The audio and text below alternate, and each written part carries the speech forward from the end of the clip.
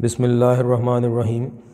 अल्लामा Iqbal science college Gojra और ideal अल्लामा Iqbal girls college Gojra के physics second year के ऑनलाइन लेक्चर्स में ये आपका 16वां चैप्टर बच्चों जारी है और इसके बस 2 ही टॉपिक रह गए हैं जो आपके स्मार्ट सिलेबस में मौजूद हैं। एक ये जो आपके सामने जी शुरू करने लगे हैं 3 फेज़ AC सप्लाई, और इसके बाद अगला होगा इलेक्ट्रोमैग्नेटिक वेव्स का एक टॉपिक है। तो ये टॉपिक हम देखते हैं 3 फेज़ AC सप्लाई। इस टॉपिक को बच्चों शुरू करने से पहले कुछ ऐसी एक दो बातें 2-3 बातें आपको बतानी हैं, बल्कि आपको पहले से भी बहुत सौ को पता ही है, जस्ट आपको एक दफ़ा दोहरानी है। सबसे पहली बात तो ये कि आम हमारे गली मोहल्लों में अमूमन देखा होगा बच्चों आपने कि इस तरह से खंभों के ऊपर, खंभे जो बिजली सप्लाई देते हैं हमारे घरों को भी, दफ्तरों को, स्कूल कॉलेज को, फैक्ट्री को, तो मोस्टली आपने देखा होगा कि जो हमारी गली मोहल्लों में खंभे हैं उनके ऊपर तारें, यूँ 4 तारें होती हैं वापडा की। और पहले कभी गौर नहीं किया बच्चों, तो आइंदा अब गौर कीजिएगा। अभी बेशक लेक्चर के फ़ौरन बाद बाहर निकल के जो आपकी गली में जो खंभे लगे हुए हैं और वहाँ जो तारें पहुँच रही हैं उनको देखिएगा कि आपके घर में जो मीटर लगा हुआ है उसको कोई 2 तारें आ रही होंगी। ऑफ कोर्स 2 तारें होती हैं, आपको पता है। आम सादा ज़बान में हम उनको ठंडी तार और गर्म तार भी कहते हैं, लेकिन एक होती है उनमें से ग्राउंड वायर या ज़ीरो पोटेंशियल वाली वायर, और दूसरी होती है लाइव वायर।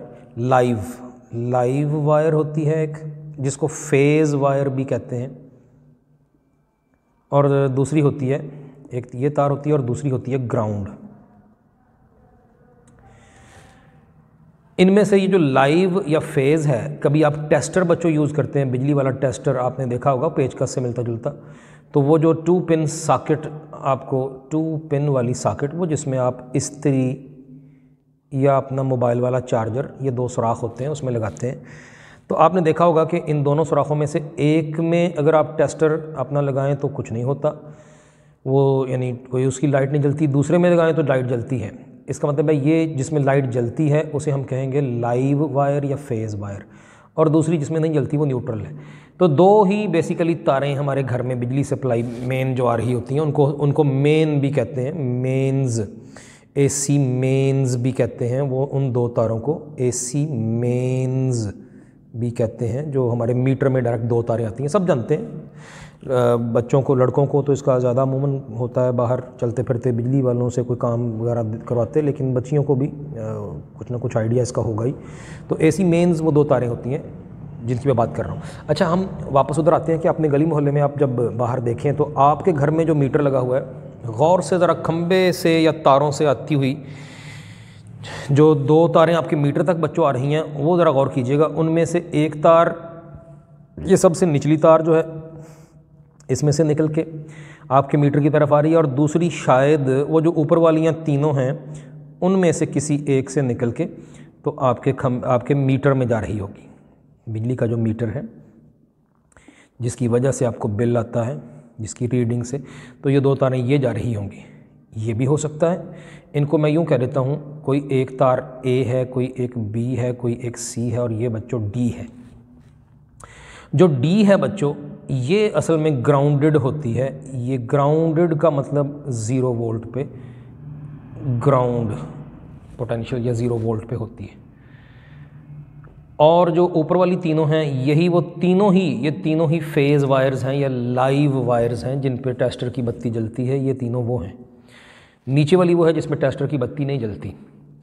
तो आपके घर में मीटर जो है उसको शायद ये 2 तारें पहुंच रही होंगी। ये जो मैंने ऊपर से गोल करके गुजारा है, ये मेरे स्टूडेंट जानते हैं मेरी क्लास में।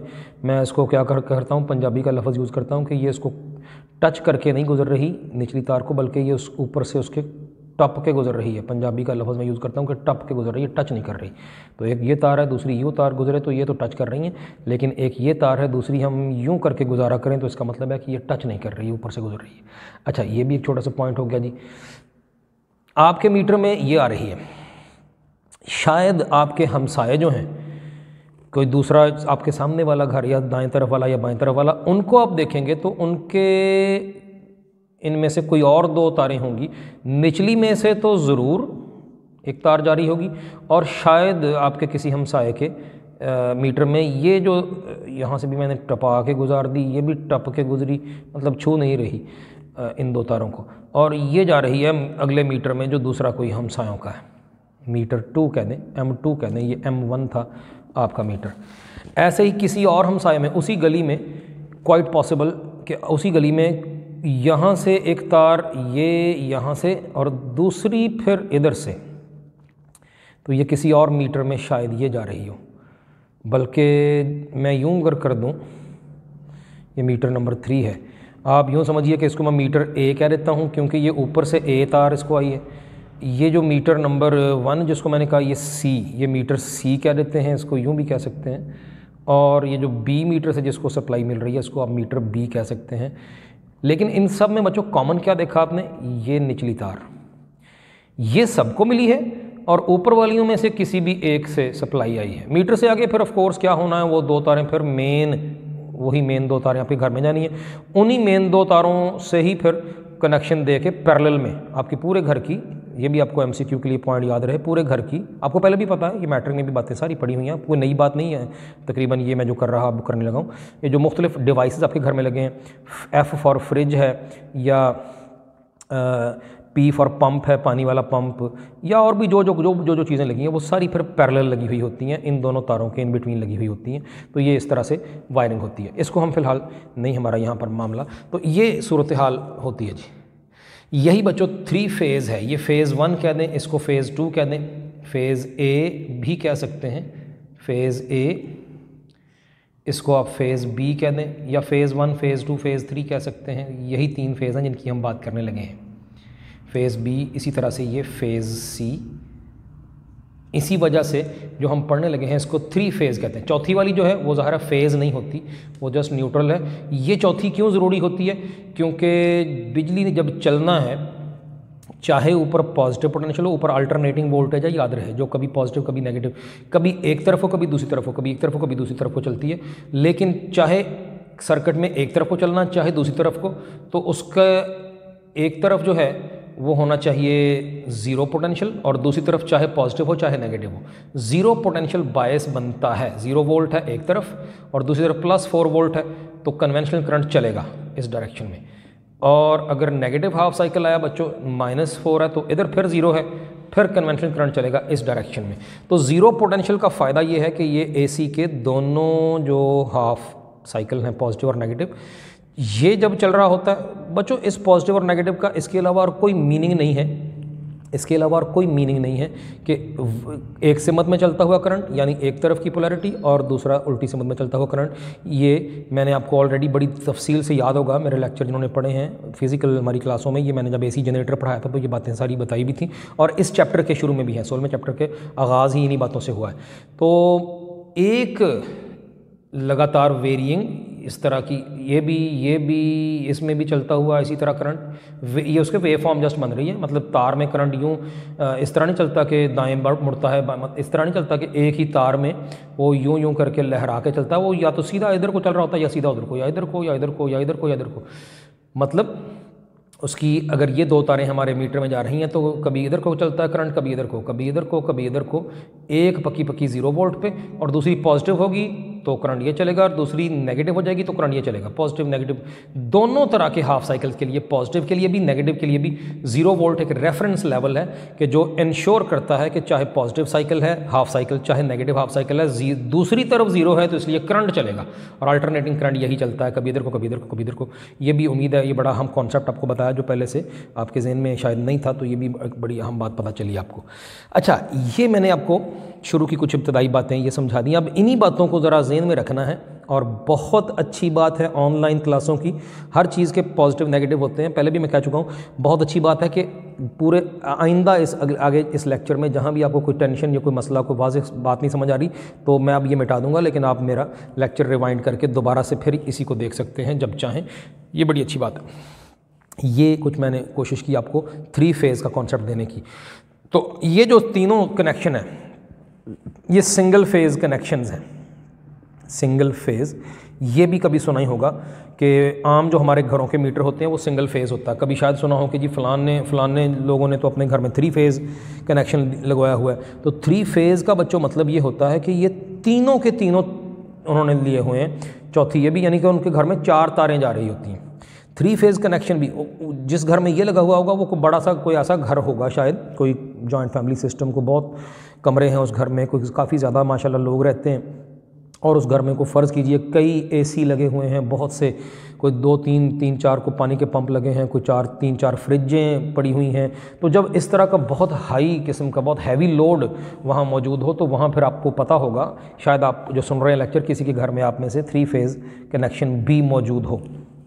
लेकिन हमारे आम घरों में सिंगल फेज़ ही चलते हैं। लेकिन 3 फेज़ कहाँ चलता है? जहाँ आपके बहुत ज़्यादा चीज़ें, बहुत भारी लोड यहाँ चलना हो तो आम तौर पे वहाँ फिर ये होता है कि डिवाइड हो जाता है लोड। ये वन ऑफ द एडवांटेजेस भी है 3 फेज़ एसी सप्लाई के, एक एडवांटेजेस में से एक है जो मैं अभी बात कर रहा हूँ कि पूरा लोड जो है वो एक ही लाइन पर, ये निचली तो जानी ही जानी है, निचली तो सबको मिलनी है, उनमें से कोई एक, चाहे ये, मैंने जैसे बताया आपको समझाया, तो सारे का सारा लोड सिर्फ एक ही लाइन पर, एक ही फेज़ लाइन पर नहीं आता, क्योंकि इस तरह बहुत आपकी जो लाइटें हैं वो डिम हो जाएंगी, आपका एक ही लाइन, तो इसलिए उस घर में तीनों के तीनों अलग अलग डिवाइड हो जाते हैं। उस घर का कुछ लोड एक तार ये बर्दाश्त कर रही होती है, कुछ अलग से ये तार, कुछ अलग से ये तार, ये अलग अलग डिवाइड हो जाते हैं।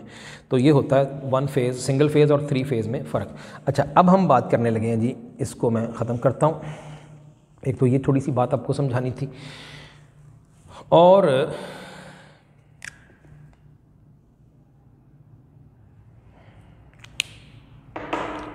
अगली बात बच्चों ये है कि आपका ये जो 3 फेज़ का जो टॉपिक आप पढ़ने लगे हैं, आपकी टेक्स्ट बुक में भी और आपकी जो नोट्स वाली बुक है उसमें भी पहले उसने हवाला दिया सिंगल फेज़ का।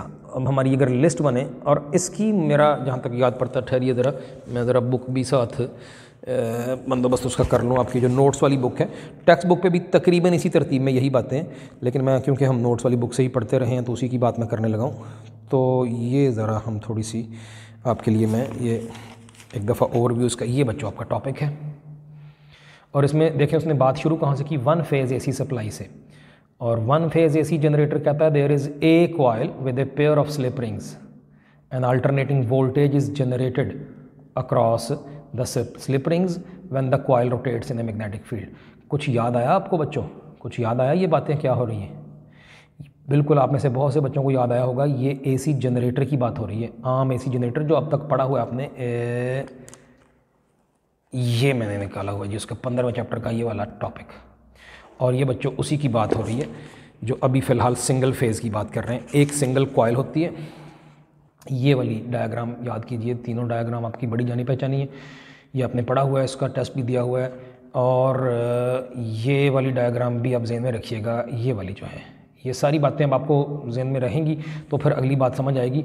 ये अंडरस्टूड है कि मैं अब बजाय से कि ये पूरा टॉपिक दोबारा से ये वाला सारा दोहरा दूँ और फिर इसी की बातें सारी करूँ, तो ये अब आपको अंडरस्टूड है कि पता है। इसमें ख़ास तौर पे ये बात एक नोट कीजिए, ये जो चीज़ है जो एंड पे उधर पड़ी थी, आपको याद है ये वेव फॉर्म ऑफ एसी कैसे बनी थी, ये graphical representation of alternating current कैसे हुआ था with as a function of theta. ये थीटा वही है फेज़ जिसका जिक्र 16वें चैप्टर में हम कर चुके हैं, फेज़ लैग, फेज़ लीड में। ये थीटा वही फेज़ है, ये वही थीटा फेज़ वही फेज़ है जो आपको इस जगह थीटा नज़र आता है इन फार्मूलों में। ये जो इस जगह पे थीटा नज़र आता है, EMF ये जो ओमेगा टी के बराबर है, ये वही फेज़ एंगल है। अच्छा, अब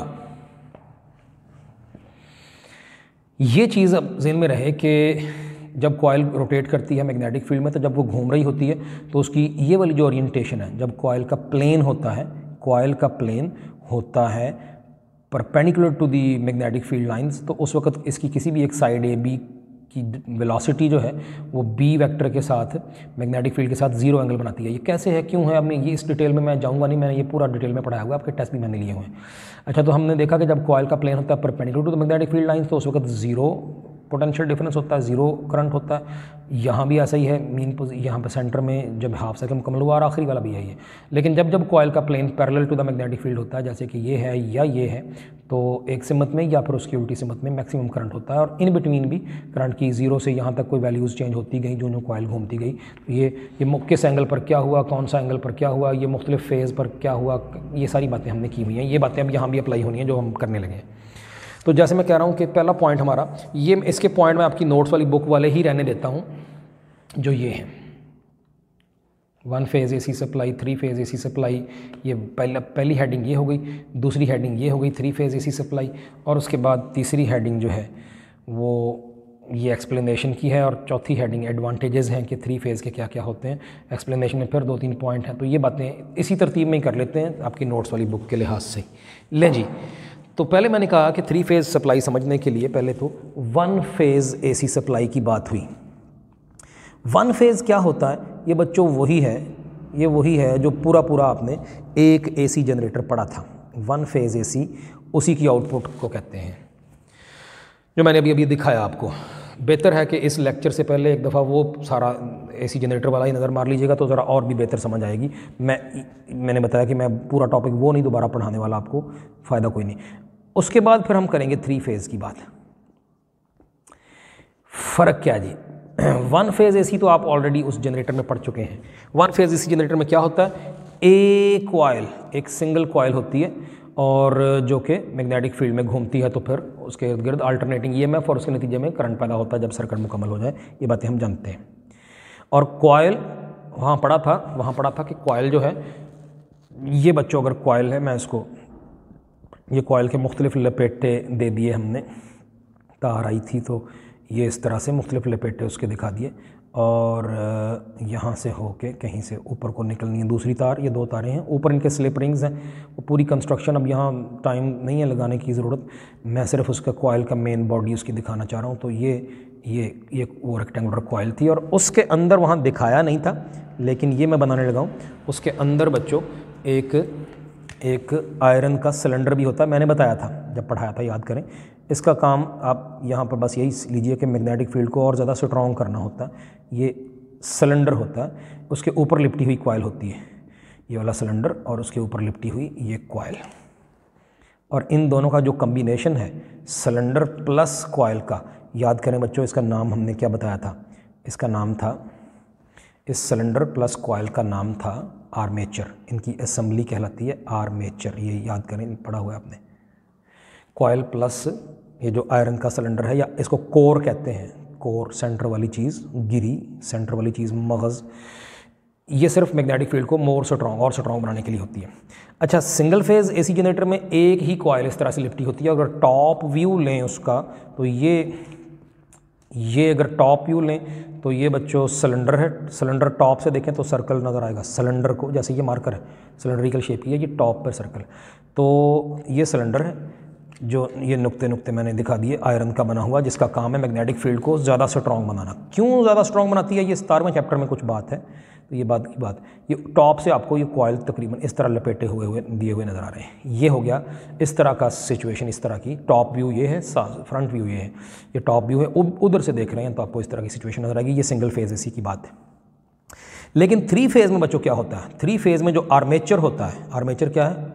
assembly of core and coil. एक कॉयल हो या एक से ज़्यादा कॉयल हो। 3 फेज़ में 3 कॉयलें होती हैं। 3 फेज़ में 3 कॉयलें होती हैं, और टॉप व्यू उनका लें। 3 फेज़ में टॉप व्यू मैं अगर दिखाऊं, ये हुआ जी आयरन सिलेंडर, जिसके ऊपर एक फ्रेम, एक रेक्टेंगुलर फ्रेम के ऊपर एक कॉयल लिपटी हुई थी। यहाँ एक फ्रेम होता है, उसके ऊपर एक कॉयल लपेट के उसके अंदर सिलेंडर आयरन का रख दिया। लेकिन यहाँ पे कॉयलें बच्चों कुछ यूँ हैं, एक ये रही, दूसरी समझिए ये है, तीसरी समझिए ये है। ये कॉयलें, ये तीनों कॉयलें ये आयरन सिलेंडर के ऊपर यूँ लिपटी हुई हैं। ये टॉप व्यू दे रहा हूँ मैं, टॉप व्यू इस तरह से दे रहा हूँ। और ऑफ कोर्स फिर उस इधर नॉर्थ पोल है, थोड़ा सा यूँ अमूमन इस तरह से गोलाई में इसको रखते हैं कंसंट्रेट करने के लिए मैग्नेटिक फील्ड को ऑन टू द कॉइल्स या ऑन टू द आर्मेचर। तो ये है जी इस तरह से नॉर्थ, ये टॉप व्यू है, नॉर्थ और साउथ पोल्स।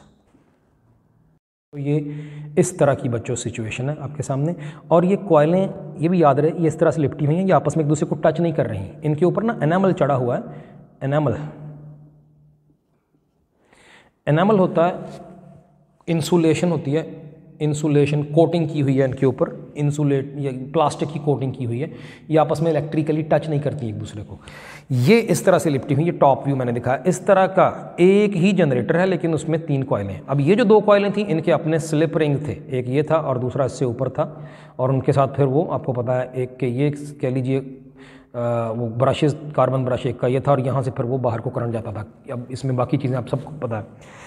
एक कॉइल थी तो उसके 2 सिरे 2 स्लिप रिंग से मुंसलिक थे और वहाँ से करंट बाहर को जाता था। ये 3 कॉइलें हैं तो इन तीनों के अपने अपने 3 पेयर ऑफ स्लिप रिंग्स होते हैं, 3 पेयर्स। जैसे एक कॉइल का एक पेयर, 2 स्लिप रिंग्स हैं आर और आर डैश, इनके 3 कॉइलों के अपने अपने 2-2 सिरे निकलेंगे, 2-2 तारें जैसे एक की हैं तो इनकी तीनों की निकलेंगी और उनके अपने अपने स्लिप रिंग्स होंगे। अब वो अपने अपने स्लिप रिंग होंगे और अपनी अपनी अलग-अलग बच्चों इन तीनों की आउटपुट हम इस्तेमाल कर सकते हैं। एक कॉइल की अपने तौर पर, इसकी 2 समझिए 2 तारें, इसकी समझिए 2 तारें और इसकी 2 तारें, ये अपने तौर पर। तो बाज़ाहिर तो लगता है जैसे 6 तारें हमें यहाँ से मिलेंगी, लेकिन एक्चुअली 6 नहीं 4 होती हैं। उसकी वजह थोड़ी देर बाद मैं अभी बताता हूँ आगे कि 6 की बजाय 4 क्यों होती हैं। वैसे तो 6 निकलनी चाहिए, हर एक के अपने अपने 2-2 स्लिप रिंग्स होते हैं वैसे, लेकिन अगली बात एक छोटी सी बात मैं बताता हूँ कि 6 की बजाय 4 क्यों होते हैं। ये इसकी जनरल कंस्ट्रक्शन है जी, टॉप व्यू हो गया। चलें, काफ़ी बातें यहाँ हमने कर ली। तो फिर 3 फेज़ AC क्या होती है? 3 फेज़ AC जो है, 3 फेज़ अल्टरनेटिंग जो करंट है, आप कह सकते हैं कि इट इज़ द आउटपुट। मैं इसकी डेफिनेशन क्यों ना कर दूँ, it is the output of an AC generator. एक ही जनरेटर की आउटपुट है, हैविंग 3 कॉइल्स, या इस तरह भी कर सकते हैं, having an armature that consist of 3 coils. चलिए यूँ भी ठीक है, हैविंग एन आर्मेचर, आर्मेचर होता है assembly of core and coil, that consists of 3 coils which are inclined. ये एक छोटी सी बात जो अभी तक नहीं बताई थी, विच आर इंक्लाइंड इंक्लाइंड, उन आपस में उनका एंगल क्या होता है, at 120 degree with one another, एक दूसरे के साथ।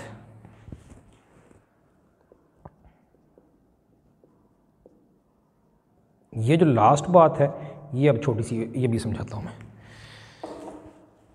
तो डेफिनेशन हो गई कि ये 3 फेज़ AC क्या है, ये आउटपुट है एक AC जनरेटर की जिसका आर्मेचर जो होता है वो मुश्तमिल होता है 3 कॉइलों पर, ऑलरेडी बता दिया, जो आपस में 120 पर इंक्लाइन है। ये थोड़ी सी बात मैं समझाता हूँ अभी। ऐसे ही 1 फेज़ AC को डिफाइन कर सकते हैं, इट इज़ दी 1 फेज़ को, it is the output of an AC generator having an armature that consist of only 1 coil, और बस इतना ही, और उसको कहते हैं 1 फेज़ AC। तो ये हो गई जी 3 फेज़ की डेफिनेशन भी मैंने साथ ही कर दी। अच्छा, अब जो मैं कह रहा था कि ये 120 पर कैसे हैं, 120 डिग्री पर म्यूचुअली आपस में ये किस तरह से हैं सारी ये जो तीनों कॉइलें हैं। लें जी बच्चों, ये सिंगल फेज़ की बात हो गई। ये 3 फेज़ से मैंने कहा बाज़ाहिर तो 6 टर्मिनल होने चाहिए, 2-2 हर एक के, लेकिन 4 हम क्यों हैं अभी बात करते हैं।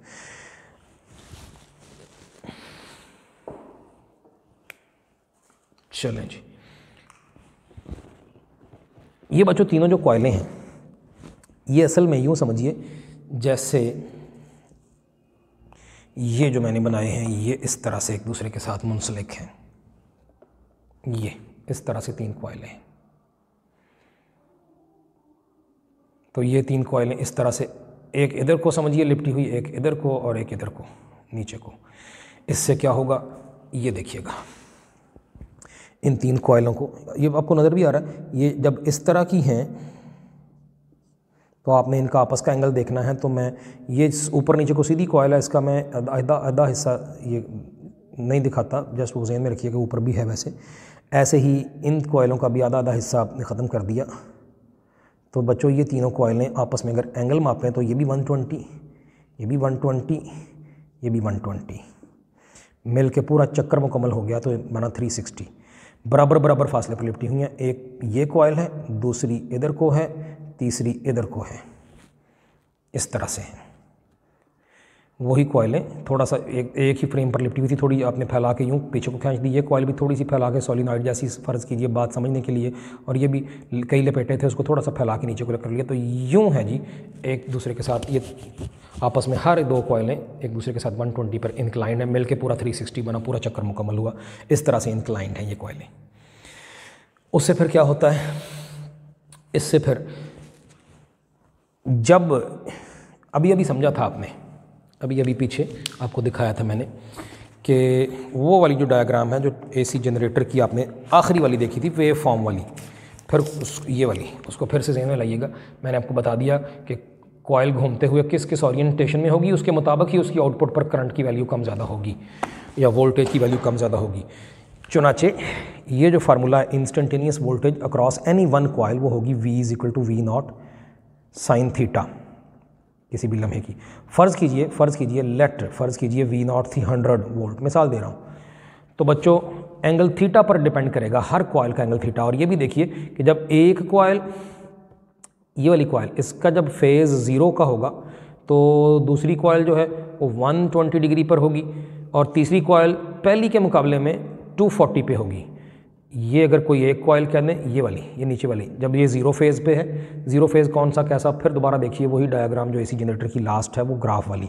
जब एक कॉइल 0 के फेज़ में है, यानी उस वक्त 0 करंट या 0 वोल्टेज दे रही होगी, उसी लम्हे दूसरी कॉइल, क्योंकि वो इस तरफ नहीं बल्कि घूमी हुई है, तो उसका एंगल 0 की बजाय कोई और है, कितना है, 120 डिग्री है, उसका फेज़ 120 है। तीसरी कॉइल का दूसरी से 120 है, लेकिन तीसरी कॉइल का पहली से 240 है। ये अगर पहली कॉइल है, ये नीचे वाली, तो यहाँ तक हो गया 120, और यहाँ से लेके पूरा यहाँ तक आने तो 240 भी बनता है पहली से तीसरी का, जबकि पहली से दूसरी का भी 120 है, दूसरी से तीसरी का भी 120 है, तो पहली से तीसरी का 240 है। इसका मतलब है जब पहली कॉइल 0 के फेज़ में होगी तो उसी वक्त दूसरी कॉइल 120 का फेज़ में होगी, और तीसरी जो है वो 240 वाले फेज़ में होगी। अब इतने डिग्री वाला फेज़ और इतने डिग्री वाला फेज़, उसका मतलब क्या होता है वो भी मैं साथ ही बता दूं। ये बातें सारी आपको वैसे पता भी हैं, पता होनी चाहिए। ये 0 का फेज़ है, 0 का फेज़ होने का मतलब है 0 वैल्यू, वोल्टेज की वैल्यू 0, और इधर को लिया थीटा एंगल, वही जो इस फार्मूले वाला है, वही जो पीछे मौजूद है एसी जनरेटर वाले टॉपिक में लास्ट हिस्से में, उसके भी देखा, अभी बात हुई उसकी। थीटा इधर को लिया, यहाँ पर थीटा है जी, इस जगह 0 है तो वहाँ वोल्टेज भी 0 है, यहाँ पुट भी करें साइन 0 0 हो जाएगा तो वोल्टेज 0। और इस जगह पे 90 डिग्री का फेज़ है, इस जगह पे 180 का फेज़ है, जिसको पाई रेडियन कहते हैं, 90 को π/2 कहते हैं, 180 को पाई कहते हैं, सारी बातें जानते हैं। और 3π/2 यानी 270 का फेज़ है, तो मतलब बॉटम एक्सट्रीम है, यानी उल्टी सिमत में मैक्सिमम वोल्टेज और करंट होगा। और यहाँ 360 का फेज़ होने का मतलब है दोबारा से 0 वैल्यू हो गई वोल्टेज की या करंट की, और एक साइकिल पूरा मुकम्मल हो गया है रोटेशन का एसी जनरेटर का। अच्छा, इसका मतलब हुआ कि थीटा की वैल्यू के ऊपर डिपेंड करते हुए कभी तो इंस्टेंटेनियस वोल्टेज 0 होगी, कभी मैक्सिमम पॉजिटिव, कभी मैक्सिमम नेगेटिव, कभी इन बिटवीन। तो जैसे कि मैंने कहा थीटा 0 है तो V 0 हो जाएगी, और अगर ये थीटा 0 है तो V हो जाएगी 0। अगर थीटा बच्चों 45 डिग्री है मसलन, तो V हो जाएगी V0 मैंने बताई थी अभी 100 है पीक वैल्यू, तो साइन 45 होता है 1/2 जो कि 0.707 होता है। इसका मतलब हुआ ये बन जाएगा 70.7 वोल्ट।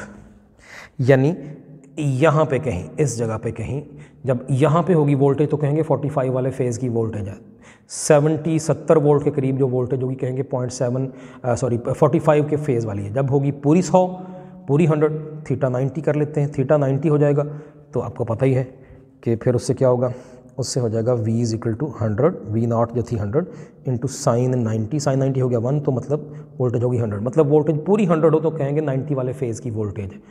ऐसे ही और भी एंगलों पे, मतलब फ्ला एंगल पे हर एंगल से डिपेंड करेगा, हर एंगल पे कि किसी भी लम्हे कितनी वैल्यू है।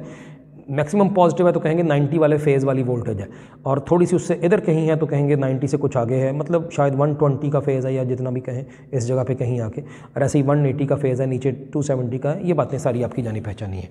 इसी वजह से बच्चों, इसी वजह से अब इसी बात को ज़हन में रखते हुए देखिएगा, ये जो तीनों कॉइलें हैं जब ये घूम रही होंगी तो किसी एक लम्हे, किसी ख़ास लम्हे, जब बच्चों इन तीनों में से, ये मैं वोल्टेज ले लें या करंट ले रहा हूँ वाई एक्सिस, और थीटा यानी उसकी फेज़ की वैल्यू ले रहा हूँ एक्स एक्सिस, तो जिस लम्हे इन तीनों में से एक कॉइल की कुछ इस तरह की आउटपुट होगी,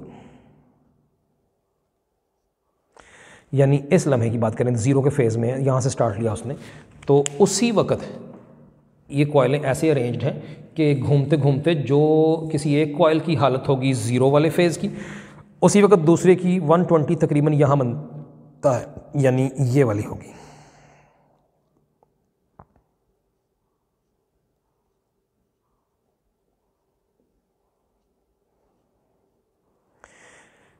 ये एक फेज़ हो गया, ये फ़ेज़ 1 हो गया जिसको फ़ेज़ ए कह दें, और ये फ़ेज़ बी हो गया ये वाला, इसको फ़ेज़ 2 कह सकते हैं। आपकी बुक पे फ़ेज़ 1, फ़ेज़ 2, फ़ेज़ 3 लिखा है, या फ़ेज़ ए, फ़ेज़ बी, फ़ेज़ सी कह दें। और उसी लम्हे पहली के लिहाज से जो तीसरी कॉइल है, क्योंकि 240 पे भी बताई थी मैंने, तो 240 का कहीं इस डायग्राम में देखें तो कहीं 180 से आगे, 270 से कुछ पीछे, यहाँ तकरीबन इस लेवल पे बनता है। यानी जिस लम्हे एक कॉइल ज़ीरो के फेज़ में, ये जो ब्लैक कलर की, दूसरी इस वक्त ये थोड़ी ऊपर जाके यहाँ आनी थी, इस जगह 90 होना था, 90 से कुछ आगे आई है, यानी 120 के फेज़ में यहाँ से स्टार्ट हुआ, और तीसरी कॉइल कहीं यहाँ से इस वक्त स्टार्ट करेगी, यानी इस जगह से।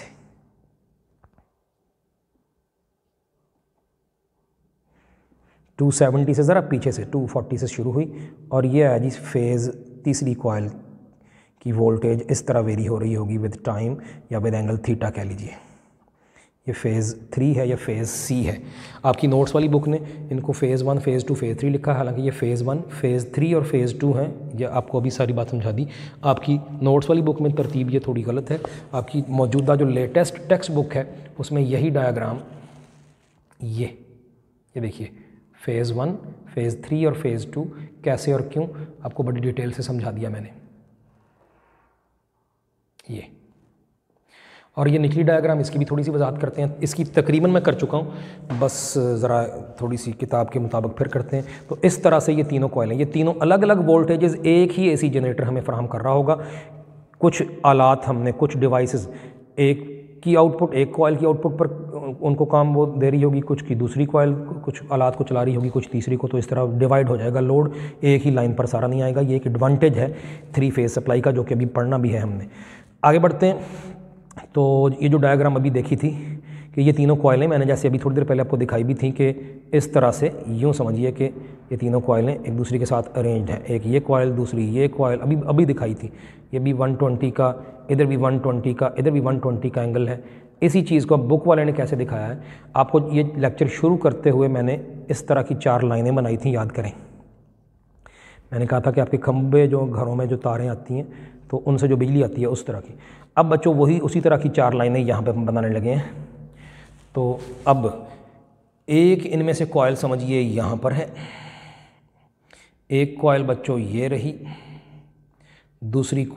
तीसरी कॉइल ये है, और ये वही 4 तारें समझिए, ये आपने इस तरह से इन तीनों कॉइलों का एक सिरा जो है वो दरमियान में आपने इकट्ठा कर दिया।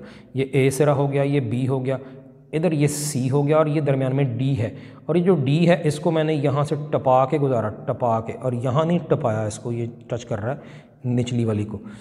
तो ये हमारी डी तार है। ये अब लेक्चर का आगाज़ जब हुआ था तो जो इधर मैंने अभी थोड़ी देर पहले बनाई थी ये वही चीज़ बन गई, और ये आपका ये ग्राउंड लेवल है।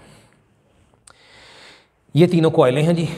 एक इनका सिरा कॉमन लेके किताब वाला कह रहा है कि उसको, क्योंकि ये घूम रही हैं कॉइलें, तो इन तीनों को एक ऐसा स्लिप रिंग अटैच कर दिया इन तीनों के एक सिरे के साथ, जो कि घूमता हुआ वो जो शाफ्ट होती है, वो जिसने घुमाना होता है कॉइल को। ये सारी बात शाफ्ट क्या है, कैसे घुमाना है, ये सारी बातें एसी जनरेटर में पीछे पड़ी हुई हैं। तो वो शाफ्ट के साथ बांध के और एक स्लिप रिंग इकट्ठा इन तीनों को दे दिया, और उससे तार निकाल के नीचे ग्राउंड कर दी, 0 वोल्ट पे दे दी। तो ये वाली वही लाइन है जो कि सबकी साझी है, सबकी मुश्तरक है, कि कोई इसमें से, कोई इसमें से, कोई इसमें से, लेकिन इनके साथ ये वाला तीनों टिक लगा दी, तीनों के साथ आएगा। ये क्या है मतलब, ये शुरू में मैंने अभी लेक्चर शुरू में यहाँ जो डायग्राम बनाई थी वही दिखाया था। तो बच्चों एक ही एसी जनरेटर की ये 3 आउटपुट्स हैं। तो आप चाहें तो किसी एक घर को इसमें से और इसमें से दे दें, एक फेज़ उस घर को चला गया, किसी को ये और ये दे दें, यानी ऊपर वाली तीनों में से कोई एक और निचली साथ लाजमी आनी है, तो फिर पूरा कनेक्शन बिजली का मुकम्मल होगा। और जैसे मैंने कहा किसी घर को तीनों फेज़ दिए गए हैं तो मतलब हैवी लोड है वहाँ पे, तो डिवाइड हुआ है, कुछ चीज़ें इस पे चल रही हैं, कुछ इस पे, कुछ इस पे, ताकि एक ही लाइन पे सारा लोड ना आ जाए, तो इस वजह से ओवरलोडेड ना हो जाए एक ही लाइन। ये बातें हो चुकी हैं। और ये तीनों का आपस का फिर वही है एंगल, इसका इसके साथ 120, ये आपस में ये 120, और इनका ये इन दोनों का आपस में 120 एंड सो ऑन, इनका आपस में 120। और अगली बात जो किताब वाला बता रहा है वो कह रहा है कि जो वैल्यू ऑफ वोल्टेज होती है हर एक लाइन पर, वो हमारे पाकिस्तान में जो आमतौर पे 220 से 240 अमूमन होती है, तो उसको हम 230 जनरली कह देते हैं। लगभग इतनी थोड़ी बहुत फ्लक्चुएशन आती रहती है, लेकिन 230 वोल्ट मानी जाती है कि इन तीनों लाइनों की, फ़ेज़ ए की भी ग्राउंड के लिहाज से, फ़ेज़ बी की भी ग्राउंड के लिहाज से, ये डैश डैश से दिखाया है 230 वोल्ट है ये, और फ़ेज़ बी की भी ग्राउंड के लिहाज से, फ़ेज़ सी की भी ग्राउंड के लिहाज से, और फ़ेज़ ए की भी ग्राउंड के लिहाज से 230 वोल्ट होती है। इसको हम फ़ेज़ वोल्टेज कहते हैं। ये तीनों जो हैं ये अलग अलग तौर पर तीनों फ़ेज़ वोल्टेजेस हैं। लेकिन ऐसा भी हो सकता है कि ग्राउंड बजाय ऊपर वाली तीनों में से कोई एक और साथ ग्राउंड की तार देने के, अगर किसी फैक्ट्री में कोई भारी मशीनरी है तो ये भी होता है, शायद कभी देखा हो किसी ने, या आइंदा देखिएगा किसी फैक्ट्री वगैरह में भारी मशीनरी है तो बजाय ये ग्राउंड वाली तार और तीनों में से कोई एक देने के, वहाँ ये भी पॉसिबल है और ये होता है कि ऊपर वाली तीनों में से कोई दो तारें बिजली दे रही हों, ये दोनों मिलके, या फिर ये दोनों मिलके ग्राउंड की नहीं देते, ये तार और ये तार बिजली सप्लाई हो रही है, और ये, या फिर ये और ये मिलके, ये तीनों पॉसिबिलिटीज़ हैं। इनका आपस का जो पोटेंशियल डिफरेंस है वो 400 वोल्ट होता है, नियरली 400 वोल्ट, ये भी 400 वोल्ट। इसे हम लाइन वोल्टेज कहते हैं। तो फेज़ वोल्ट, ये आपकी बुक में वैसे नहीं लिखी हुई है ये वाली टर्म, लेकिन याद रहे फेज़ वोल्टेज नियरली 230 वोल्ट होती है तीनों में से हर एक लाइन की ग्राउंड के लिहाज से। और लाइन वोल्टेज जो है, लाइन वोल्टेज ऊपर वाली तीनों में से कोई भी दो आपस में अगर इन दोनों से सप्लाई दे दें तो फिर वो होती है नियरली 400 वोल्ट। ये 400 वोल्ट क्यों होती है उसकी कुछ रीज़न है, लेकिन ये लेक्चर थोड़ा और लंबा हो जाएगा, कोई 7-8 मिनट, उस पर 5-7 मिनट लगने हैं, और ये पेपर में नहीं आएगा आपको। ये क्यों 400 वोल्ट होती है ये ना पेपर में आएगा, ना ही एंटी टेस्ट में आएगा, ना मेडिकल वालों को, ना ही इंजीनियरिंग वालों को। लेकिन अगर कोई पूछना चाहे तो कोई अगर इंटरेस्टेड हो तो मैं वैसे अलग से कभी क्लासें अगर हुई, अल्लाह ने मौका दिया, या फिर कभी किसी तरह पॉसिबल हुआ तो ये मैं आपको वैसे समझा दूंगा। बड़ा सिंपल ही है, 5-7 मिनट लगने हैं, लेकिन इसकी आपको ज़रूरत नहीं है। लेकिन मैं बिल्कुल खुलेआम स्ट्रेट ऑन रिकॉर्ड कह रहा हूँ कि ये अगर किसी को ज़रूरत हो तो कभी मौका मिला तो ये इंशाल्लाह वैसे आपको समझा देता हूँ, दूंगा कि ये क्यों 400 वोल्ट होती है इन बिटवीन दो कोई लाइनों, इसको लाइन वोल्टेज कहते हैं। लें जी, यही कुछ सारी बातें, और आखिर में बस दो एडवांटेजेस हैं of 3 phase AC। 3 phase AC के दो एडवांटेजेस हैं आपकी बुक पे लिखे हुए। एक मैं 2-3 दफ़ा बयान कर चुका हूँ, शायद आपको याद हो, पीछे देख लीजिएगा अपनी जो डिस्क्रिप्शन है सारी, उसमें वो क्या है, वो ये है कि इसका फ़ायदा ये होता है कि एक ही लाइन पर अगर बहुत सारी चीज़ें इकट्ठी चलें तो सारा लोड एक कोई लाइन पर ड्रॉप होगा तो उससे कॉम्प्लिकेशन आएगी। वो ज़ाहिर बिजली पूरी तरह अच्छी तरह नहीं पहुँचेगी, हर एक को डिम हो जाएगी। लेकिन क्योंकि ज़ाहिर मुख्तलिफ आलात एनर्जी यूज़ कर रहे होंगे तो इस तरह से वो एक ही लाइन जो है वो सारे के सारे एक ही लाइन पर सारी वोल्टेज ड्रॉप हो जाएगी, जो कि ओवरलोड हो जाएगी लाइन। तो इससे एक फ़ायदा तो ये होगा कि लोड डिवाइड हो जाता है, ये अलग से सप्लाई देती है, ये अलग से, तो लोड इज़ डिवाइडेड, तो डिवाइड हो जाता है load is divided between 3 lines, between 3 different lines. ये हो गया जी। और दूसरा बड़ा अहम एडवांटेज है, आपको अभी बताया कि लाइन वोल्टेज कोई दो इनकी आपस में या इनकी आपस में 400 वोल्ट भी होती है। और इसका फ़ायदा ये हुआ कि जो हैवी मशीनरी होती है कोई किसी फैक्ट्री वगैरह में, जो कि 240 वोल्ट या 230 वोल्ट की बजाय भारी वोल्टेज चाहती है, हैवी मशीनरी जो किसी फैक्ट्री वगैरह में होती है, जिसको चाहिए होता है कि भारी वोल्टेज जैसे 400 वोल्ट चाहिए होती है उसको, तो इस 3 फेज़ सप्लाई से हमें 400 वोल्ट भी अवेलेबल होता है भारी मशीनरी को चलाने के लिए। जो बातें अभी की हैं, जैसे मैं पहले भी कहता हूँ कि आप पूरा ये लेक्चर जहाँ चाहें रिवाइंड करके फिर देख लीजिएगा। अब मैं जस्ट रीडिंग करने लगा हूँ जैसे हम हमेशा किया करते हैं आपके लिए, तो ये ज़रा देखिएगा जी। लें जी, 3 फेज एसी सप्लाई में पहली डेढ़ लाइन में पढ़ चुका हूँ। पहले 1 फेज़ का जिक्र किया, फिर कहा जी 3 फेज़ सप्लाई में कहता है in a 3 phase AC generator. 3 phase AC generator में क्या होता है, there are 3 coils inclined at 120 degree to each other. 3 कॉइलें हर एक 120 डिग्री पे। ये सारी बातें अभी की हैं, मैंने कहा लेक्चर रिवाइंड करके देख लें, जस्ट रीडिंग कर रहा हूँ। तो each connected to its own pair of slip rings, हर कॉइल अपने स्लिप रिंग्स के पेयर पर मुश्तमिल होती है, हर एक का अपना अपना स्लिप रिंग्स होते हैं। 3 alternating voltages are generated, 3 alternating voltages पैदा होती हैं तीनों कॉइल के across the 3 pairs of slip rings, its own नहीं, across the 3 pair. 3 voltages are generated, alternating voltages are generated across the 3 pairs, across the 3 pairs of slip rings when this combination of 3 coils rotates in the magnetic field। ठीक हो गया। अगली बात जी, explanation कहता है दी phase difference between these voltages is 120 degree. ये बातें हो गई हैं। Number 1, when voltage across the first pair of slip rings is 0 it will have A phase of 0 degree. तो पहली कॉइल का जब फेज 0 का है, ये सारी बातें, ये वाला ग्राफ जो कि आपकी किताब पे अब ये वाला है, ये इसकी अब डिटेल सिर्फ आ रही है और कुछ नहीं, लेकिन यहाँ पर आप सही कर लीजिएगा। ये फ़ेज़ 3 है आपकी किताब की डिटेल जो लिखी हुई है उसके मुताबिक, और ये फ़ेज़ 2 है। टेक्स्ट बुक जो नई टेक्स्ट बुक है उसमें मैंने सही करवा दिया है। तो कहता है when voltage across the first pair of slip rings is 0 तो it will have A phase of 0, यानी 0 वैल्यू होगी वोल्टेज की, 0 फेज वाली voltage. The voltage across the second pair of slip rings would be not be 0 but it will have A phase of 120 degree. कैसे, क्यों, ये बातें हो चुकी हैं, अभी बताई हैं, पीछे फिर से रिवाइंड करके देख लें। सिमिलरली एट दिस इंस्टेंट, उसी लम्हे जिस लम्हे पहली कॉइल का 0 फेज है दूसरी का 120, तो उसी लम्हे दी voltage generated across the third pair will have A phase of 240 degree. ठीक हो गया। This is shown in the figure, this is shown in the figure, ये फिगर में दिखाया गया, ये सारी फिगर। और आगे उसने फिर जो फिक्रा फिर थोड़ा गड़बड़ किया, यहाँ लिखना था the machine has full stop, the machine has 4 terminals A B C and D. 6 की बजाय 4 टर्मिनल बन गए। क्यों बने भला?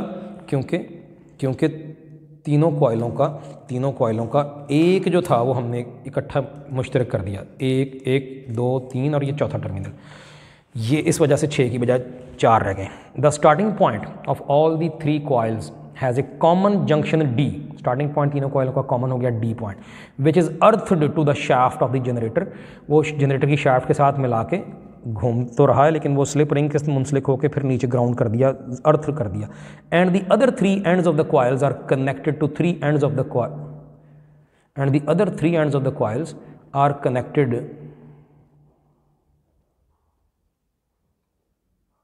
ये काट लीजिए जी, अच्छा हो गया, आपको मैं रीडिंग करवाता हूँ, ये वरना बाद में आपको बहुत सी कन्फ्यूजन होनी थी पढ़ते हुए कि ये क्या हुआ। मैं फिर पढ़ता हूँ। एंड दी अदर 3, एक तो तीनों का कॉमन कर दिया, एंड दी अदर 3 और ग्राउंड कर दिया 0 वोल्ट पे, and the other 3 ends of the coils are connected to 3 separate terminals A B C on the machine. तो एक तो डी इकट्ठा ही हो गया ग्राउंड, और तीनों अलग अलग हो गए। The voltage across each of lines connected to terminal A B C and the neutral line is 230। जो तीनों का, अब मेरे पास तो ये काफ़ी मिट गया हुआ है, तो इसका ग्राउंड से या उसका ग्राउंड नीचे, ये चलिए जल्दी से मैं दोबारा दिखा ही ना दूँ आपको, चलिए जी, ये ग्राउंड, ये 0 वोल्ट, तो किसी भी एक का ग्राउंड से, किसी भी एक का यहाँ से टपा के गुजारिए, किसी भी एक का ग्राउंड से 230 वोल्ट है, ये भी बताया था आपको पीछे, आप वीडियो में दोबारा रिमाइंड करके देख लें, ये वही बातें हैं। Because of 120 degree phase shift, the voltage across any 2 lines is about 400। ये 400 पूरी नहीं होती, 398 798 के करीब होती है, तकरीबन 400 वोल्ट होती है। कैसे, क्यों, ये 5-7 मिनट और ये वीडियो और लंबी हो जानी थी, मैंने ये इसकी मैंने बता दिया आपको कि आपको पूछा नहीं जाएगा, कोई अगर इंटरेस्टेड हो तो आपको अलग से कभी बता दूंगा इंशाल्लाह, बड़ी आसान सी बात। एडवांटेजेस 2 हैं जी। The main advantage of a 3 phase supply is that the total load is divided in 3 parts. ये पहला एडवांटेज था कि सारा लोड, अभी देखिए पीछे बताया था, 3 पार्ट्स में आ जाता है, डिवाइड हो जाता है, सो दैट, ताकि none of the line is overloaded, कोई एक अकेली लाइन पर सारा लोड ना आ जाए। इफ़ हैवी लोड, बहुत भारी लोड हुआ, consisting of A number of air conditioners and Motors, बहुत से एयर कंडीशनर मोटरें वगैरह हुई, तो बहुत भारी लोड हुआ, तो is supplied power from a single phase supply its voltage is likely to drop at full load. तो एक ही लाइन की सारी वोल्टेज पूरे लोड पर ड्रॉप हो जाएगी, तो बहुत शायद वो एसी ट्रिप हो जाएं, बिजली पूरी तरह, फ्रिजें भी जो हैं वो ट्रिप हो जाएं, चले ना। तो इसलिए भारी लोड एक कोई लाइन पे नहीं आता सारा, बल्कि डिवाइड हो जाता है। ये पहला एडवांटेज है। दूसरा एडवांटेज है the 3 phase supply gives 400 volt which can be used to operate some special appliances that require 400 volt for their working. तो कुछ ऐसे अप्लायंस, कुछ ऐसे आलात जैसे कि फैक्ट्री की भारी मशीनरी जिनको 220-230 वोल्ट काफ़ी नहीं होती, वो भारी मशीनरी है 400 वोल्ट चाहिए, तो उनके लिए 400 वोल्ट भी अवेलेबल होती है। इसको लाइन वोल्टेज कहते हैं, जबकि उन तीनों को अलग अलग जो 230 है उनको फेज़ वोल्टेज कहते हैं। ये टर्म्स आपकी बुक पे नहीं लिखी, आपको एक्स्ट्रा बता रहा हूँ बाहर जस्ट नॉलेज के लिए। ठीक है जी, थैंक यू।